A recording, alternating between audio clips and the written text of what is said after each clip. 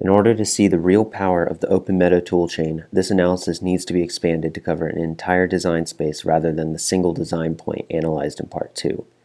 While analyzing a single configuration is easy enough manually, imagine you then needed to recreate this analysis for 1,000 other possible configurations by varying material and geometry.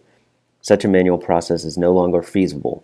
However, with the open meta toolchain, such a task requires only a small amount of time to set up. In Part 2, we performed a static analysis on a single bracket configuration. Here we will simulate the performance of this bracket as the material and even geometry is modified. To create the design space, we add all the bracket geometries of interest to a component assembly. We then run the design space refactor utility to convert the component assembly into a design container. Opening up the design container, we then select all the brackets and run the design space refactor once again and set the resulting container to an alternative container. This box essentially says use one of whatever object is within this container for a given configuration. In order for the test bench to have access to the datum interfaces of each component, we need to expose the interfaces by taking them from the component level to the container level. We do this by inserting a point construct into the design container for each interface. For this demo, we only need to expose the datums that we have applied loads and constraints to. We then name the point constructs accordingly and connect them to the corresponding ports for each component. At this point, we have 3 configurations of brackets by varying the component geometry. In order to vary the material of each geometry, we run the design space refactor again on each geometric variation, setting each resulting container to alternative.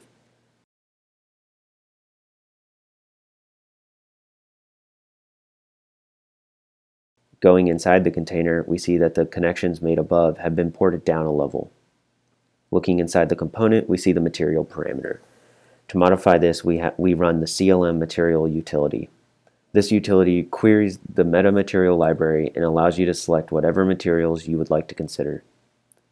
New component configurations are automatically created, referenced in the container, and connected to each of the point constructs. This process is then repeated for the other 2 brackets. In a matter of only a few seconds, we have increased the number of configurations from 3 to 12.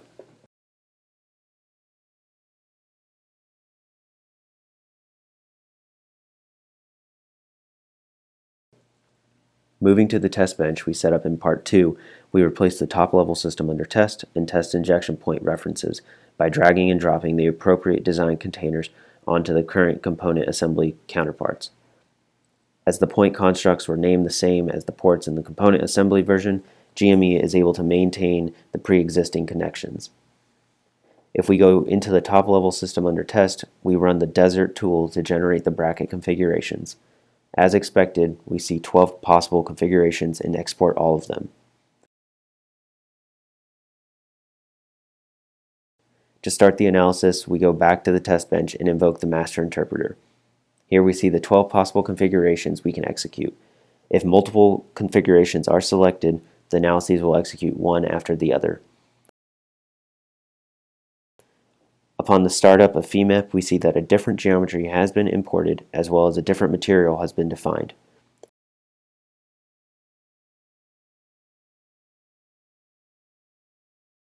We will return once all the configurations have been analyzed. Now that all the configurations have successfully run, we can analyze the results. On the left is a displacement contour image for one of the bracket 5 configurations, and going into one of the other result directories, we can see a von Mises stress contour for a bracket 4 configuration. To see the metric data for all the configurations at once, we launch the dashboard. This loads the test bench manifest for each analysis and parses out the metric values. We can see all of the listed configurations at the bottom of this tab. Moving to the Design Space Analysis tab, we see the parallel axes and multivariate plots shown in the Part 1 video.